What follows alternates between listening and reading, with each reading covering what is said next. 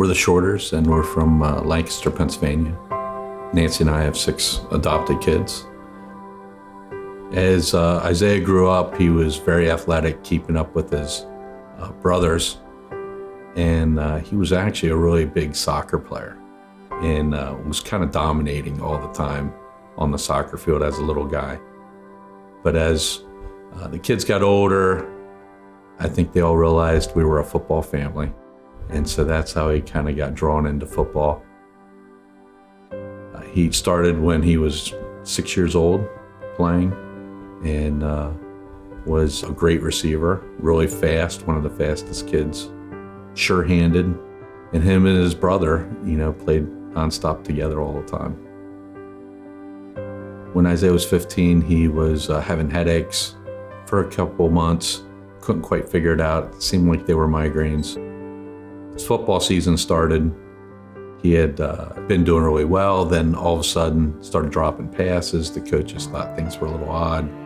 The headaches continued. He was 3 games into a season when we went and got an MRI. But when we left the office, they had already called her home to tell us we needed to get up to Hershey.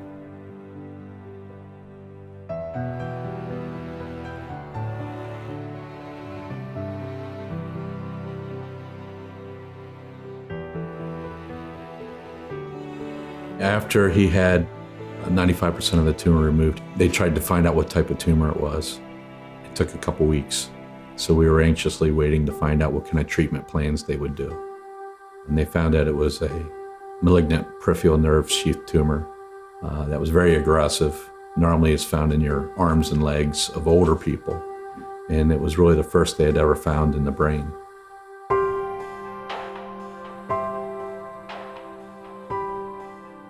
When Isaiah was at Hershey Medical Center getting chemo, Make-A-Wish contacted us probably within the first 3 or 4 weeks. Nancy would be there during the day, and I would work, and then I would come up in the evenings and spend the night in his room, and we would sit and watch Treehouse Masters. And so Isaiah thought that'd be a great idea to have a treehouse in our backyard, kind of a man cave that he could hang out in.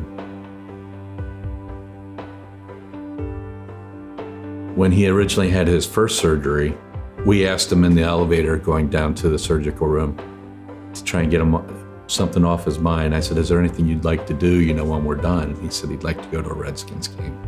So our good friends got some Redskins tickets to a Cardinals game.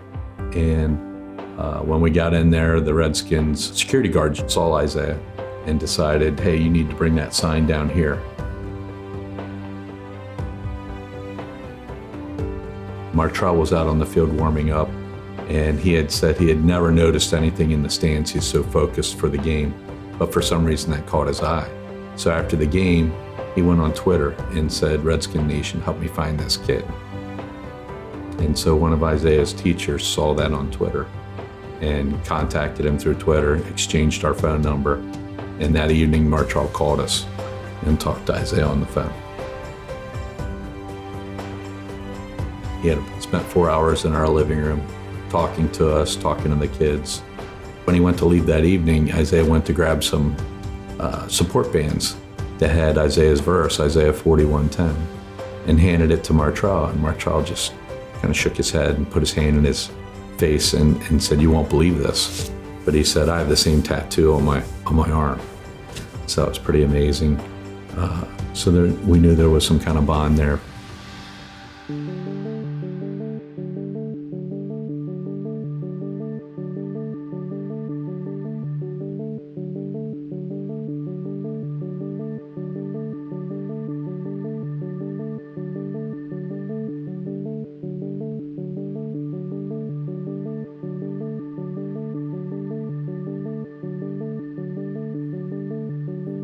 About 75% of all the wishes we grant are travel wishes. So we have a pretty standard launch point to move forward with planning those. When we have wishes that are a little different than a travel wish, like this man cave, we obviously needed some different partners in the community. At Ames, we have a heart to help others. It's been Since I've been there, our past president has always helped with organizations. And when we heard about it, we ended up meeting Tim and Isaiah in our office. And as soon as we met the family, the partners were all in at Ames, and we were excited to get involved. When I first met the Shorters, just to kind of review what Isaiah really wanted to see in this treehouse, they had a list, and that list was specific, and it was wonderful because we went down that list and made sure that we incorporated it into the treehouse. Diana set a schedule up, and she took this and took it to another level, and just reached out to all the suppliers, all the contractors that were willing to donate to the treehouse. It was overwhelming how people were willing to help actually for the project. It was just fantastic, just how everybody really jumped in, stepped up to the plate and said, hey, let's get this done.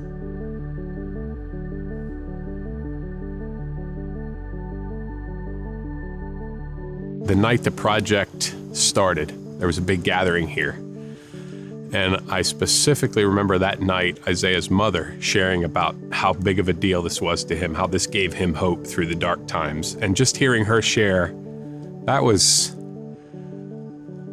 I knew we were doing something for some folks, that really have been through some tough stuff, and how much it meant to them. It just gave me even more enthusiasm for the project. The thing that really got my attention was the Shorters have 6 children. They were all out here with us, and every one of them wanted to be a part of it, and that was neat just to see with the family unit they have. To see the family with the hard hats on and the shovels, and kind of taking that deep breath, because here we go, we've got a lot ahead of us. It just really was a great feeling. I couldn't stop smiling the entire time we were doing that. It was a real blessing to see so many people from the community, the construction company, Make-A-Wish, out here to do something special for Isaiah.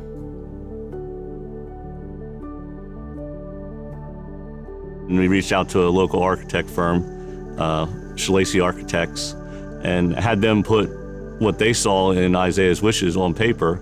And then from there, we started reaching out to local lumber companies to see what we can get as far as donated for the lumber.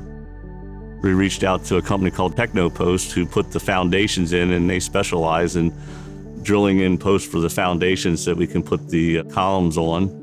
Ames supplied the label to do all the framing, so our guys, instead of going to their job sites that they were assigned to that day, they would come here and frame. Phil was a great partner in this project. He basically, the exterior of the house, he put the whole thing together. I made a few calls. It just didn't take me long with the partners, our suppliers who we buy products from, just jumped on board. We donated the labor to install the siding, the windows, the decking, and the entry door. Our partners donated the roofing, all the materials for the siding and the windows, and everything that went on the exterior of the building. So it came together pretty quickly. It was neat to see. So Meadow Valley donated the electrical portion of this project, including lighting, receptacles, wiring, the manpower to get all those things done. Our guys that were working on the project were very touched. They were very excited to be able to also give back. And being here and seeing this from start to finish was a great project for them. Every day there was an excitement level when Isaiah would come home from school. I'll run into the backyard to see what was accomplished that day. And it was just really happy to see him excited for something. It's been a while to see that joy in him.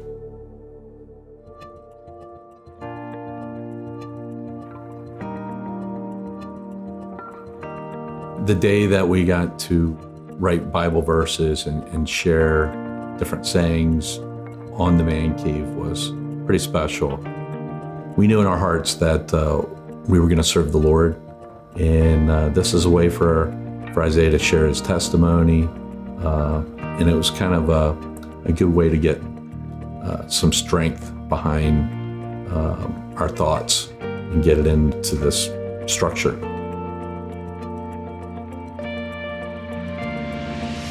The day that they had finished up the man cave and we had celebrated, it was an awesome time to come in and reflect on how many people cared and did stuff for him and the whole process.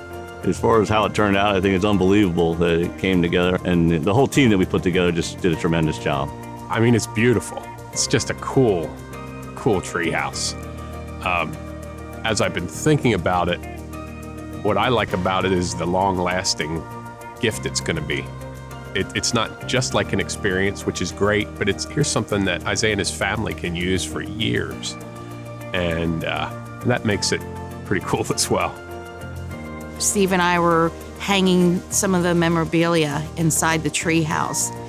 It just really was a great feeling. I couldn't stop smiling the entire time we were doing that. And it was just, it's amazing. And I'm actually going to miss it. So I drove into the neighborhood tonight, and you kind of feel little goosebumps, little butterflies in your stomach, seeing the end result. What a fantastic decision it was. It's just unbelievable. I was speechless to see what an amazing job that everyone who offered time and resources for this family put together. Isaiah spent his 15th and 16th year going through treatment and struggling, being sick, and just now having a time to be a kid and enjoy the space and play with his friends. It's pretty awesome.